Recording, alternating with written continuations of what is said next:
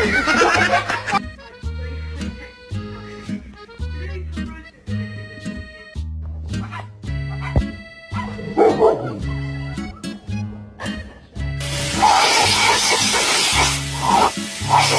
can just tilt your head like that and it's going to convince me to give you whatever you want? Well, you're absolutely right. What do you want? Do you want a treat?